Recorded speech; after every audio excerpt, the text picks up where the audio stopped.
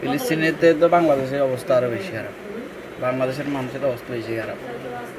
বাটা showroom টরুম সব লুটপাট করে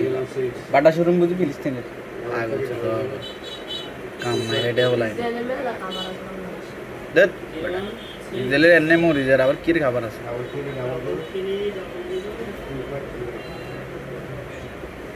বাটা শোরুম বলে ইসরায়েল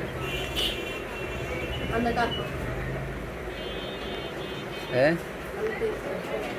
কি ইসরায়েল আই কারা বক কেন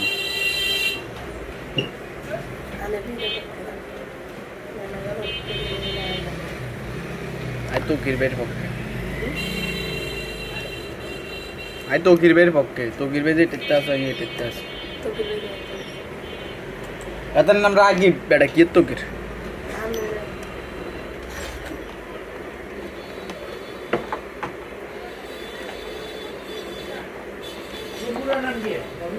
কার